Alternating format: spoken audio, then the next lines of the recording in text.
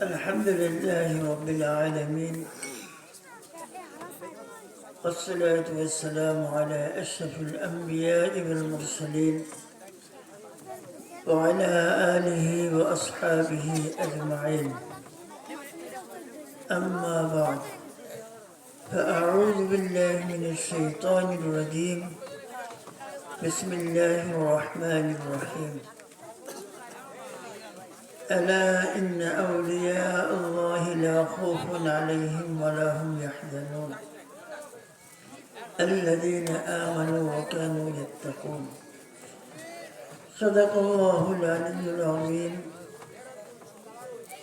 وقال رسول الله صلى الله تعالى عليه وسلم: خيركم من تعلم القرآن وعلمه، أو كما قال النبي عليه الصلاة والسلام. قابل احترام हज़रत उलमा-ए किराम, उपस्थित बिरादरान इस्लाम, একটা মাহফিল করতে হলে তার পিছনে অনেক মেহনত আছে, অনেক কষ্ট আছে, অনেক দিন ধরে ফিকির করতে হয়, অনেক চেষ্টা করতে হয়। মাহফিলের উদ্দেশ্য থেকে এলাকাবাসীকে কোরআন হাদিসের কিছু বাণী শোনানো। কিন্তু বর্তমান সময় দেখা যায় যে আমাদের মাহফিল হয়, কিন্তু মাহফিলের উপস্থিতি অনেক কম হয়, খুব কম হয়। মাসখানেক আগে আমি ইশার নামাজ পরপরই এক মাহফিলে গিয়েছিলাম। রাস্তার পাশে গিয়ে দেখি যে আমার সামনে 6 জন লোক বসে। কয়জন দেখি? 6 জন। আর স্কুলের বারান্দায় ছিল চেয়ারে কয়েকজন। আমি আর কি বয়ান করবো, আমি বয়ান না করে চলে আসছি। দুইটা কথা বলি, খুব কষ্ট লাগলো। যদি কোনো গুনার আসর হইতো, গানের আসর হইতো, অন্য কিছু হইতো। মেলা হচ্ছে এখন, এই যে খুলনা মেলা হচ্ছে কিনা জানি না, সেই গিলে তোলা আমরা রাস্তাতে যেতেই পারি না, বাস বন্ধ হয়ে যাচ্ছে, এত ভিড় রাস্তায়। আর মেলায় তো অনেক লোক, হাজার হাজার লোক, কিন্তু কোনো মাহফিলে লোক পাওয়া যায় না খুঁজে। বছরে একবার মাহফিল হয়। এই মাহফিল অনেক অনেক গুরুত্ব দিয়ে শুনতে হবে। মাহফিলের আসল উদ্দেশ্য কি জন্য আমরা আসবো বলবো, যে কোরআন হাদিসের কথা শুনে আমি আমার জীবনকে সেইভাবে গড়ব, এই নিয়েতে শুনতে হবে, এই নিয়েতে বসতে হবে। এবং বড় কিছু আদব আছে। আমি কোরআন হাদিসের বয়ান শুনতে পারছি, আমার বড়বার মধ্যে সেই নবীর সুন্নাত নাই, নবীজির সুন্নাত মতো আমাদের বসা হয় নাই। তো ওয়াজ হবে ঠিক, আমল হবে না, আমল তৌফিক হবে না। দিনের কথাগুলো ধ্যান খেয়াল সহিত সুন্নাত তরিক মতো মাহফিল মজলিসটা যেন নবীজির সুন্নাত তরিক মতো হয়, তাহলে ওই কথায় আসর হবে। বক্তা যদি দিলের থেকে কথা বলে, যারা শুনবে তাদের দিলে গিয়ে কথা ঢুকবে, আমলের তৌফিক হবে। আর যদি আমরা আওয়াজ শুনে যাই, কার আওয়াজটা কত ভালো হইলো কিনা হইলো, ওই আলোচনায় থাকবে, আমলের তৌফিক হবে না। ভাইরা আমার, আমরা দুনিয়াতে থাকতে পারবো না কেউ। এই মহল্লা সব যে দুনিয়াতে যারা কবরে চলে গেছে, আমরা আমাদের দাদার নাম পর্যন্ত জানি, দাদার পরে খবর নেই। তার আগে কত লোক দুনিয়াতে, তাদের নাম নিশানও নাই।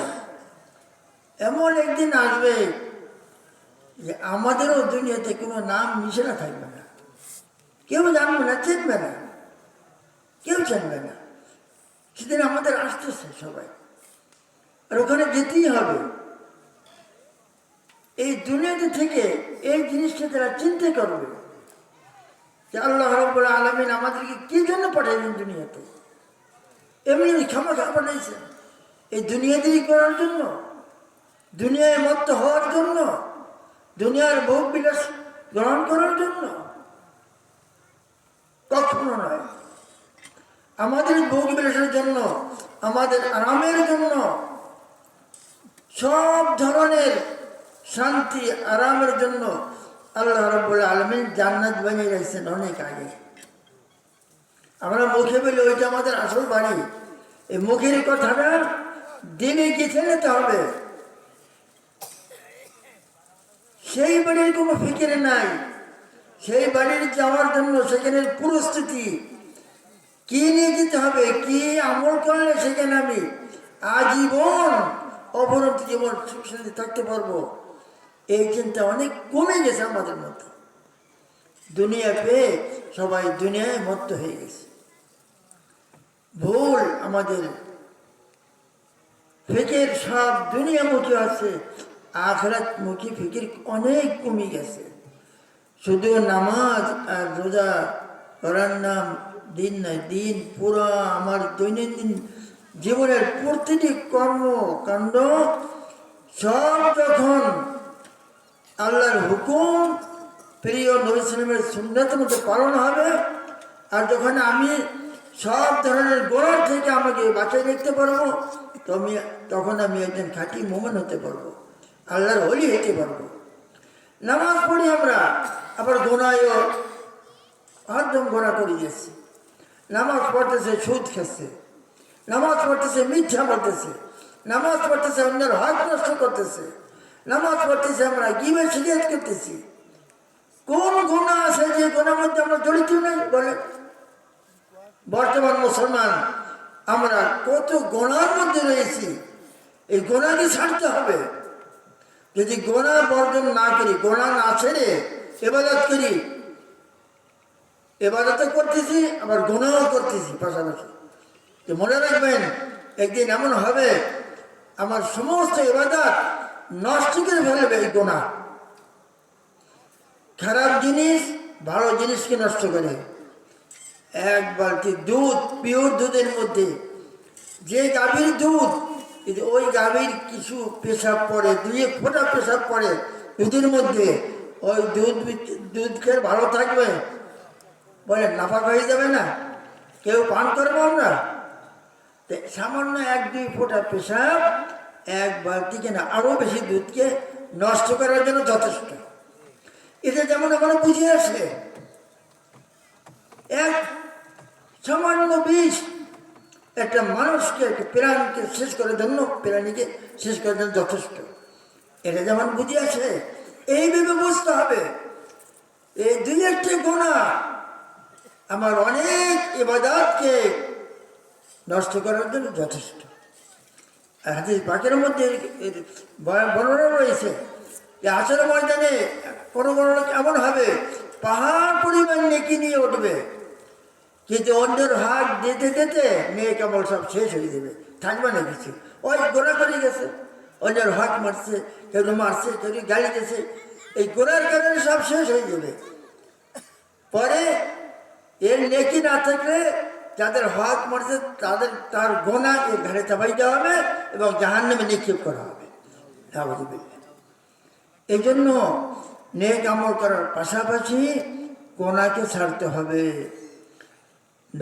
নবীজি আলাইহিস সালাতু ওয়াস সালাম একদিন হযরত আবু হুরায়রা রাদিয়াল্লাহু তাআলা আনহুর হাত ধরে বলছেন, হে আবু হুরায়রা, ইত্তাকিল মাহারিম তাকুন আবাদান নাস।